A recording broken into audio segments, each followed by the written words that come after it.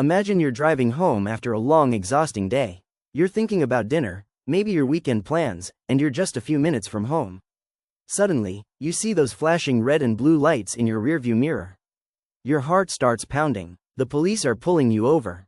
What happens next can be confusing, intimidating, and even a little scary. The officer walks up to your window and says, "Do you mind if I take a look in your car?" You might feel pressured to say yes, just to avoid trouble or to be polite. But here's the real question. Can you refuse? The answer is yes, you absolutely can. This protection comes from the Fourth Amendment to the U.S. Constitution. The Fourth Amendment is all about privacy and freedom. It means you have the right to say no unless the officer has a valid reason to search. Thanks to the 14th Amendment, these protections also apply to state and local police, so your constitutional rights follow you wherever you go in the United States. An officer can search your car without your consent only if they have a warrant signed by a judge that spells out exactly what they're allowed to search for. They can also search if they have probable cause, which is a clear factual reason to suspect you're hiding something illegal. And they can search if there's an exception to the warrant requirement, like if they see something illegal in plain view or if you give them consent. If an officer doesn't have these things, you can say no. It's important to know how to say it. Stay calm and be polite. Tell the officer, "I do not consent to any searches, officer." Say it clearly and confidently. Then stop talking. Don't try to explain yourself or make excuses. Don't argue. Just politely say no and stay quiet. Why does this matter so much? Because if you consent to a search, you're giving up your Fourth Amendment protection. Anything the officer finds, no matter how small, can be used against you in court.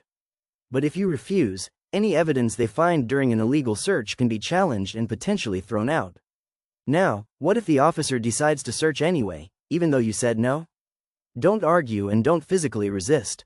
Let them finish. Your safety is the most important thing in that moment. Stay calm and pay close attention to what's happening. Listen carefully to what the officer says and watch what they do. Look around for any witnesses who might have seen or heard what's going on. Later, your lawyer can use that information to fight the search in court. Here's something a lot of people get wrong. Refusing a search doesn't make you look guilty. It doesn't mean you're hiding something. It simply means you're standing up for your constitutional rights. But there's one more thing you should remember. Even if you refuse a search, police officers can still do what's called a Terry Frisk, which is a quick pat-down of your outer clothing. The Supreme Court ruled in Terry v. Ohio that officers can do this if they have a reasonable belief that you might be armed and dangerous. A Terry Frisk isn't a full search. It's limited to checking for weapons only, not rummaging through your pockets, your bags, or your car. So let's do a quick review of what you should remember if this ever happens to you. Stay calm and polite. State clearly that you do not consent to any searches. Don't argue or physically resist. And let your lawyer handle it later in court. The bottom line? You can refuse a police search. It's your Fourth Amendment protection, a fundamental part of our democracy, and your personal freedom. Know it, use it, stay safe. Thanks for taking a minute to learn. Subscribe and learn what matters in minutes.